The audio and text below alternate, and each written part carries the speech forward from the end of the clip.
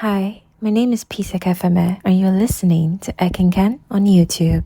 This article is What Preserving Fabric Traditions Look Like in Modern African Fashion Brands by Precious Akweba. Fabric has always been more than just material in Africa. It's our language, identity, and memory keeper. Every thread, pattern, and dye tells a story about where we've been and where we're going. But as African fashion goes global, one question arises. What does preserving fabric traditions look like in today's African fashion scene? At Lagos Fashion Week, the panel on the evolution of fabric making in Nigeria, preservation, revival, and reinvention gathered three women at the forefront of this conversation. Florentina Agu of Hartumba, Michelle Adepoju of Kilenter, and Ifedayo Nupo of Moi Africa all sat to speak on this topic. Each of their brands is a window into how textiles are not only being protected, but also being reimagined for the modern era. For Florentina Agu, preservation begins with relevance. Preserving fabric looks like keeping it relevant, she says. Brands cannot preserve it alone. Customers need to do their part also. Hetumba, which is known for its bold reinterpretations of local textiles, treats preservation not as nostalgia, but as continuity. They keep the essence alive while allowing it to evolve. Her approach is deeply personal and rooted in generational influence. My fashion has always been inspired by how my grandmother dressed, she explained. The background of being close to my grandmother means so much. It means I can connect with women from all ages. I especially love making clothes for older women. That emotional bridge between past and present, grandmother and granddaughter, runs through much of African fashion today. Florentina's archive of vintage pieces from her grandmother's box isn't just inspiration, it's a living library that she continues to consult. For her, fabric traditions are about embracing history while daring to experiment. African fabric is so deep, she added. We've been able to keep it fresh. Hartumba has absolutely nothing we can't do with the textiles we have because we're not afraid to make mistakes. This willingness to innovate while holding on to heritage is what ties Hartumba to brands like Kilenter. Michelle Adepoju, Kilenter's founder, sees fabric as both process and identity. It's her prints and the process behind them. The indigos, natural dyes, and colors, she said.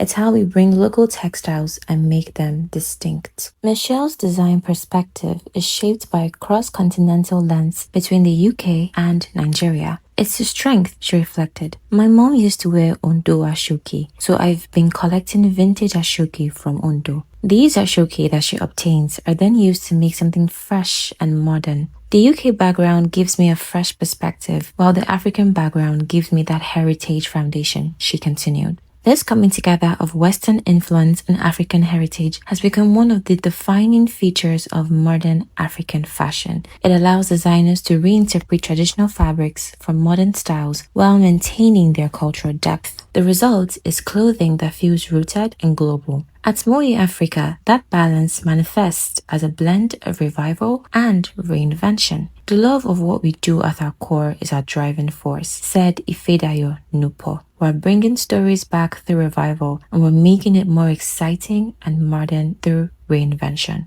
Yet, preserving fabric traditions is not without challenges. Sourcing materials locally often comes with logistical and infrastructural barriers. For Ashoki, there is no stress sourcing it here, Ifedayo said. But batik is different. We have to find clean fabric, send it to Abeokuta for artists to hand draw the artworks, and then to Osogbo for finishing. Consistently finding the same fabric texture is a problem. We need dead stock fabrics, ones that have existed for decades, to turn them into batik. Getting enough to meet demand is also an issue. For these designers, preservation requires collaboration across the entire fashion ecosystem. This means from the government to the consumers. The government needs to provide infrastructure, Ifedayo urged. Designers need proper facilities to make their own fabrics. Customers can support by buying from local designers. Michelle of Kilenter echoed this, emphasizing that preservation can't exist without patience and understanding. We need investments, she said. Customers need to be patient. Don't price it down. The process of making it alone is way above luxury fashion.